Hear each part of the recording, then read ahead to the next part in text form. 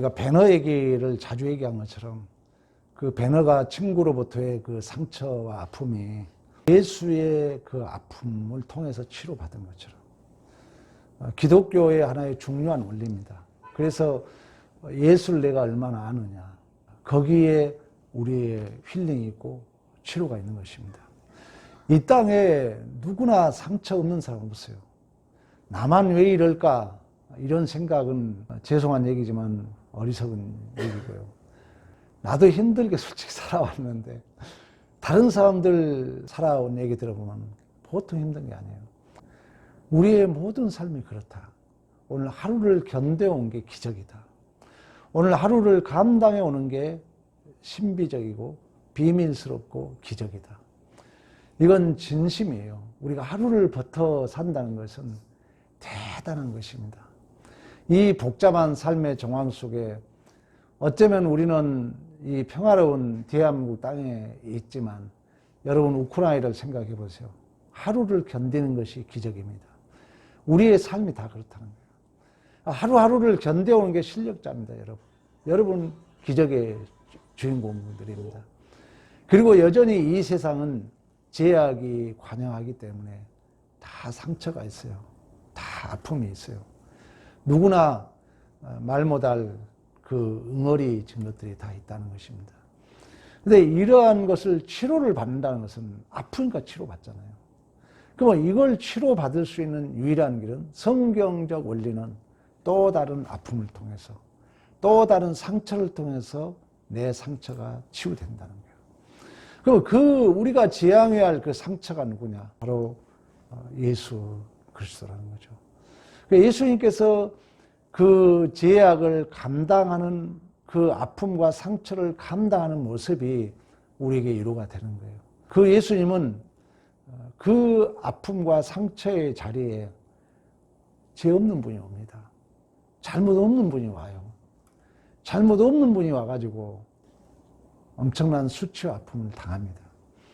이사야 선지자는 도살장에 끌려가는 양처럼 입을 열지 않았다. 우리 예수님은 거부하지 않고 그 억울한 자리, 못마땅한 자리, 그 아픔의 상처의 자리를 변명하지 않습니다. 원망하지 않습니다. 더 중요한 건 도망치지 않습니다. 감당하는 거예요. 묵묵히 그 이끄심 그 시간 속에 자기를 맡기는 것입니다. 믿음이에요. 이게 온유한 마음이에요. 이게 겸손한 마음이에요. 수고하고 무거운 짐진 자다 다 내게로. 내가 너희를 쉬게 하리니 내 멍에는 온유하고 겸손하니 내 멍에를 메고 배우라. 그럼 그 멍에를 메고 배우는 그 온유함과 겸손함은 그 하나님의 이끄심 앞에 그 현실에 그 십자가의 침뱉음을 당하고 뺨을 맞고 창에 찔리고 옷벗김을 당하고 뺨을 때리는 그 현실에 자기를 맡기는 거예요. 겸손함이에요. 온유함이에요. 근데 우리는 맡길 실력이 없으니까 시험에 드는 거예요. 자유인이 안 되는 거예요. 그 현실이 나를 끌고 가는 거죠. 종이죠. 그러나 내가 자발적으로 맡기면 주인, 주도적 삶을 사는 거죠. 우리의 신앙이 중요합니다. 여러분들에게 주어진 현실을 내가 못마땅해하고 뭔가 못마땅해서 그건 종의 삶. 그건 평생 종의 삶으로 사는 거예요. 그 습관이 종의 습관들. 불평하고 원망하고 이웃알고 이렇게 이제 끌려가는 거죠. 그게 종의 삶. 그러나 자유라는 것은 그 현실에 내가 선택하는 거예요. 좋아. 내가 감당한다. 내가 끌고 간다. 내가 주도적으로 주인공이 된다. 자유인이 되는 거죠. 내가 그 현실을 내가 인정하고 거기에 나를 맡기고 그 선택하는 것에 대해서 희생이 따르더라도 감당할 수 있는 용기, 배짱, 자유인이 되는 거죠. 그게 없으면 끌려가는 종의 삶을 산다는 것입니다. 이처럼 주도적인 선도적 삶을 사는 자는 진정한 자유인이 되는 것이고 그런 속에서 우리의 마음의 상처가 치유되는 거죠. 그러나 내가 끌려간다면 더 상처는 깊어질 수밖에 없는 것입니다. 믿음은 백지장 하나 같지만 어마어마한 것입니다. 그래서 올바른 신학만이 진정한 가치를 산출합니다. 이런 신학의 백그라운드가 없으면요, 교회 생활을 해도요, 누가 아프면 목사가 기도 안 했으니까. 목사가 아프면은 당신은 저주받은 사람. 신학의 부재입니다. 신학의 부재입니다. 어떻게 교회의 분위기를 그렇게 만들어 놓을 수 있습니까? 여러분, 정말 중요합니다. 그런 교회가 지금도 많아요. 한국에. 신학이 없으면은 현상을 전부로 하는 거예요. 그래서 어떤 문제가 생기면은 모든 원인과 결과 법칙으로 해석하는 거예요. 무엇 때문에, 누구 때문에 종이 되는 거죠. 그러나 우리는 그 사건이, 그 만남이 나를 성숙시키는 은혜의 파편이다. 얼마나 대단합니까? 그렇다면 우리의 직장생활이든 뭐든 당당한 거죠. 또 그 직장생활을 오래 할 수 있는 실력이 있는 거죠. 이게 없으면 직장생활 하면서도 계속 원망스럽고 불평스러운 직장생활을 할 거 아니에요. 얼마나 불행한 것입니까? 그러나 이 진리가 있다면 자유인이 되는 거죠. 왜? 내가 그 현실에 끌려가는 것이 아니라 내가 그 삶을 들어가서 내가 감당하는, 주도적으로 이끌어가는 삶이기 때문에.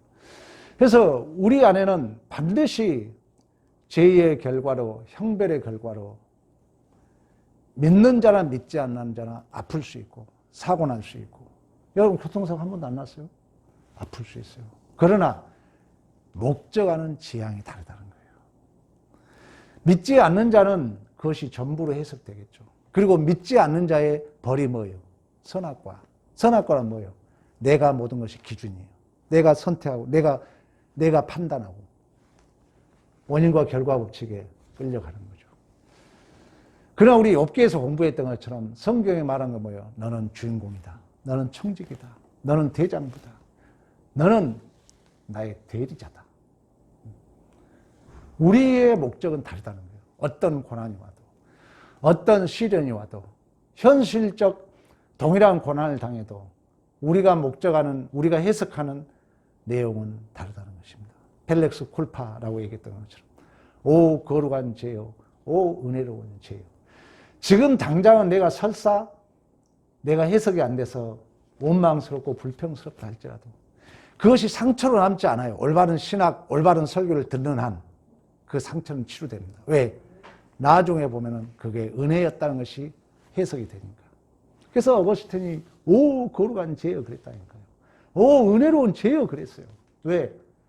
해석을 해보니까 그 이해되지 않았던 사건이 오늘 나를 지향성이라 그랬잖아. 죄로 지향하는 것이 아니라 하나님 그때 내가 이런 실수를 했고 하나님 나 좀 도와주세요.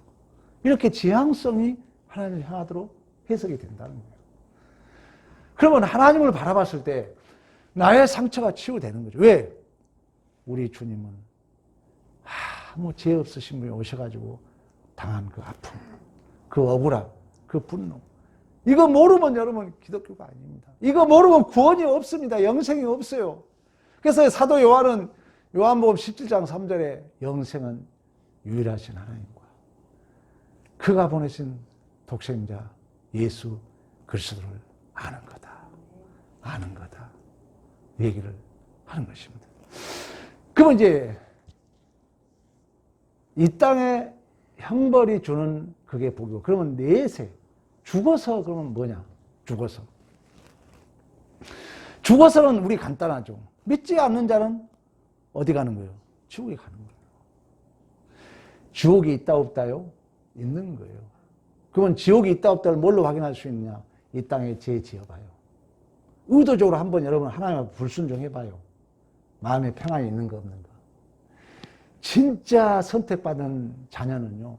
내 안에 성령이 탄식하기 때문에 하나님 앞에 죄 짓고 나면요. 괴로워서 살 수 없어요.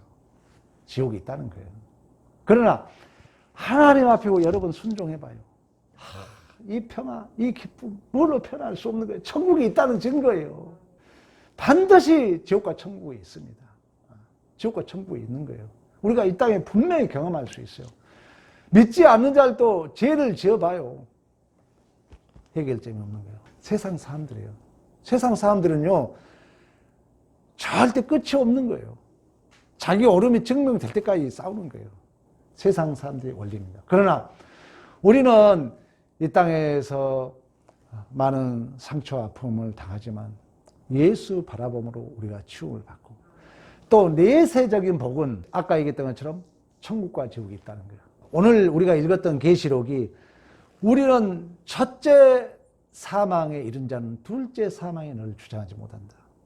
그러니까 우리는 이미 예수와 함께 죽고 예수와 함께 산 자들이기 때문에 둘째 사망은 뭡니까? 최종적인 심판이죠. 이미 우리는 심판을 받았어요. 이미 우리는 죄에 대해서 죽었어요. 그러니까 다시 최종적 심판 앞에 우리는 이미 죄에 대해서 죽은 자이기 때문에 둘째 사망이 우리를 주장하지 못한 줄로 믿습니다. 우리는 이미 첫째 사망에 이른 자들이고, 우리는 첫째 죽고 다시금 부활했기 때문에 둘째 사망이 우리를 더 이상 주장하지 못한다.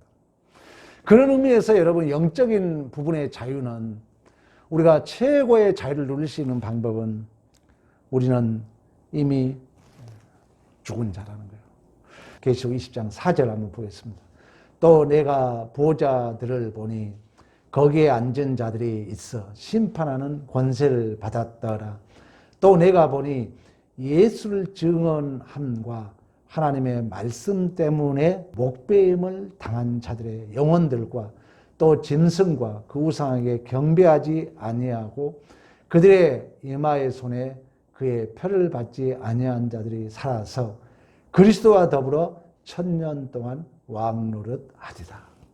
이들은 첫째 부활한 자들이고, 첫째 부활에 참여한 자들은 6절 복이 있고 거룩하도다. 둘째 사망이 그들을 다스리는 권세가 없고 도리어 그들이 하나님과 그리스도의 제사장이 되어 1000년 동안 그리스도와 더불어 왕노릇하리라. 아멘.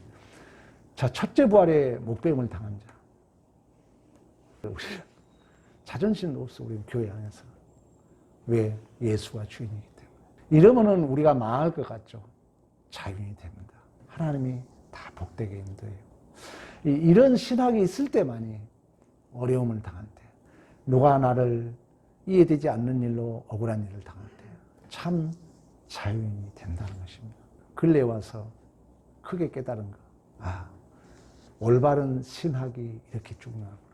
이렇게 중요하구나. 올바른 신학적 바운드를 가지고 있지 않으면 교회 생활만 하지 세상 원리와 똑같이 살아갈 수 있다는 거예요. 그래 우리는 다릅니다. 진실로 오늘 참여한 여러분, 어떤 고난, 어떤 형벌이 와도 우리를 향한 목표함이 다르고 지향성이 다르다는 그 마음에 자유를 누리시고, 여러분의 그동안 살아오면서 상처가 있었습니까? 아픔이 있었습니까? 예수를 바라보는 속에서 치유함받고 위로받고 힐링되는 우리 모두가 되기를 간절히 축원합니다.